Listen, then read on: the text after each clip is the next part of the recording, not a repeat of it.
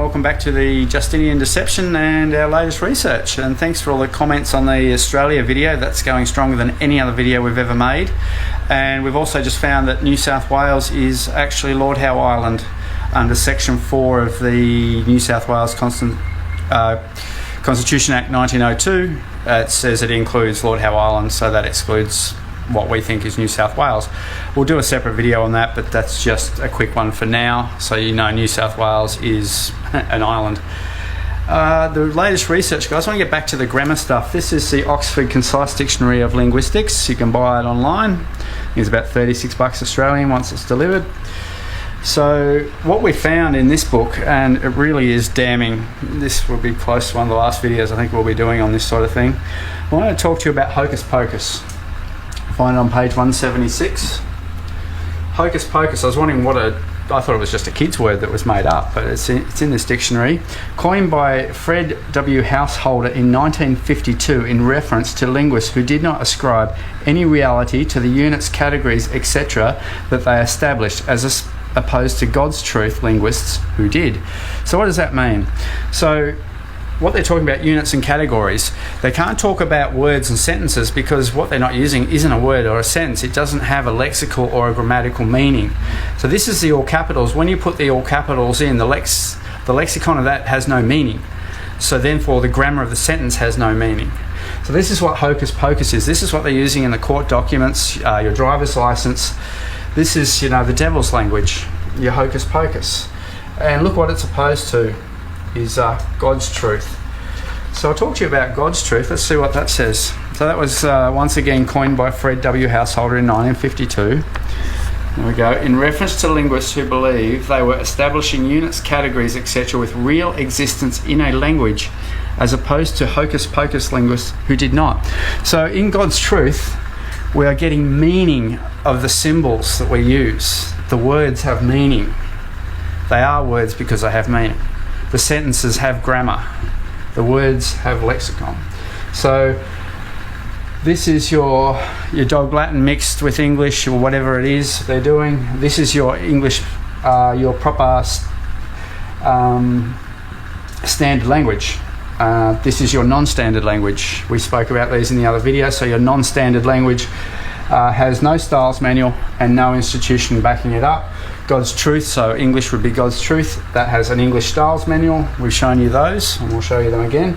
And they're institutionally endorsed by various high-ranking academic institutions. So I wanted to talk to you two guys about something called suzerainty. Now this is almost the opposite of sovereignty. This is when a company runs a country as opposed to a sovereign running a country. What happens is all the internals, so let's take Australia for example, even though it's the water, it's operating under piracy on the land. Let's forget that for a moment. But let's just look at our Prime Minister, Scott Morrison. So he's running under suzerainty. So he gets to decide on issues that are happening within the state itself. The not so important stuff, that he's going to go to Hawaii to fight the fires, that he's going to do whatever he does with our internal economic, how much tax you're going to pay while you're here. Our big monetary policies under suzerainty are run by treaty. What an Australian is in the International Civil Aviation Organisation treaty.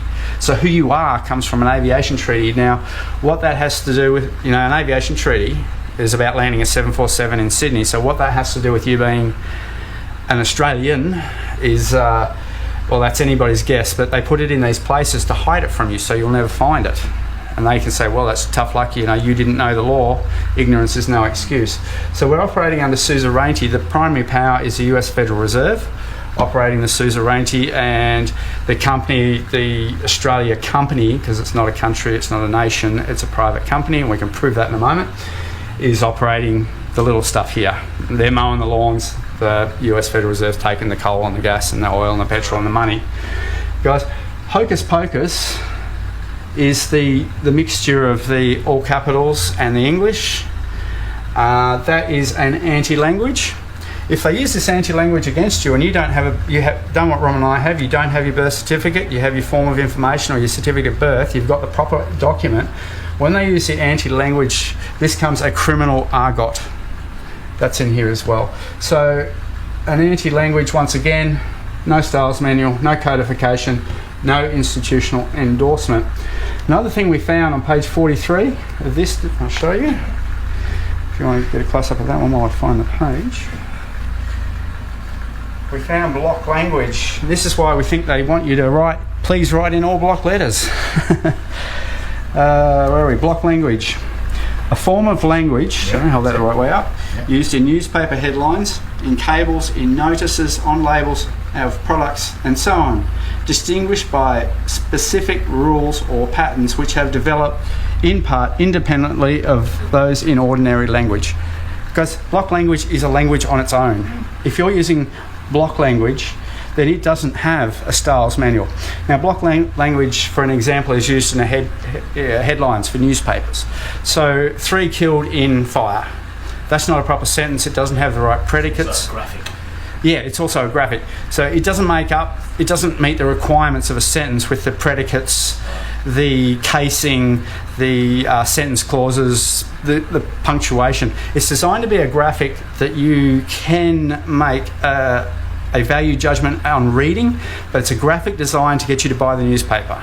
And it's developed in block language, page 43, concise dictionary of linguistics, and once again, no styles manual, no institutional endorsement, codification. Anyone can write a headline. It doesn't matter, but there's no rules to it. So this is your non-standard language. You can't read it. How are they using this in the court? Now I'll show you something, guys, we found. We're going to do a little comparison here. These are just some of the books that Rom and I have found that support A, that a proper noun has 1 capital letter, English is a case-sensitive language. All the rest of our claims are in here. What all capitals is. We've got another pile here for you. This is all the evidence to say that the government is actually correct and all these are wrong, and anyone like the police, the lawyers, the politicians, Rob Sudi, all these people who are saying this, I want to read you this. So this is a little email and I received this yesterday. This is from Nicole Azuli. Nicole and I go way back. She works at Birth, Deaths and Marriages in New South Wales. She's a complaints manager there. And we have had plenty of back and forth over the years. She finally sent me this email. And I'm only going to read you the first sentence. Good afternoon. There is no manual in relation to certificates. There is no manual in relation to the certificates. Guys, that means this is no style manual, codification, no institutional endorsement. That means your birth certificate cannot be read. You cannot read it. There is no way you can understand that. Now, what the courts are doing, these arbitral tribunals, is your entire legal personality comes from this birth certificate that you carry.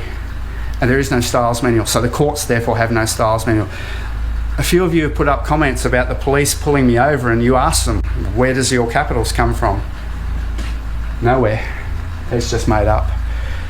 What happens is the registrars get together, the email goes on, a few of the registrars around the Oceanic region get together and they come up with a style. So there's about 12 people who invent a language, which is a criminal argot.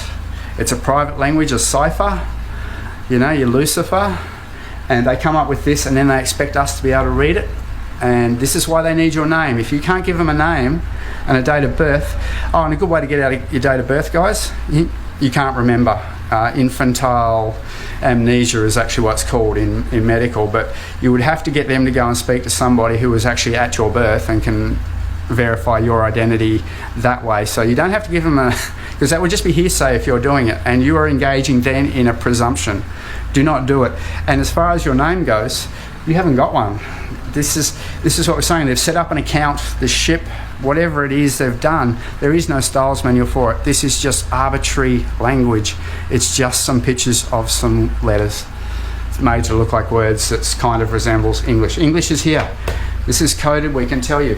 Why aren't the birth certificates following any single one of these manuals? I mean, that's the Australian government's one right there. That's their own manual. And they don't think that they're going to write a birth certificate to this because we couldn't work it out, because they've never done it, and we can hold them to this. So there you go, guys. It's Babylon. You can't read it. Birth, deaths and marriages. The New South Wales government have... this is a confession, right? We've given you all the evidence over the years. We got this. We never thought we would. This is a confession. I have a matter in the ICC. It's against a number of police, a number of judges, magistrates, and this will be added to it. If you are interested, you can write to the ICC and ask for my file. It is OTP-CR-371/18, and they are still looking into the matter. The charges are slavery and forced conscription, and if I have my way, there won't be many cops left in Tenterfield. But there it is, guys. I don't know, that's in black and white. There is no manual.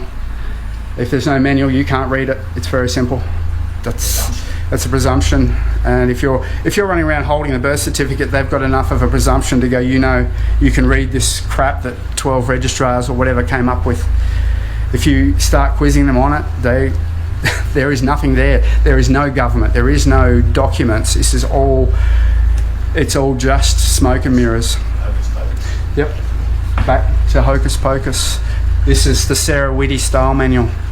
The one that's used to write cartoons is used to write your birth certificate. What does that make you? A joke. That's it. All right, guys, I'll leave you with that, and thanks for all the lovely comments. Keep them coming in, and if you've got any stuff to put up, please put those links to videos or whatever, references to law. We love reading and we check them all out and we learn a lot, and even if we haven't replied, because I'm not on YouTube and Rom, you know, we've got time constraints on what we do, but yeah, we absolutely love it. So thank you. Cheers, guys. Have a good one.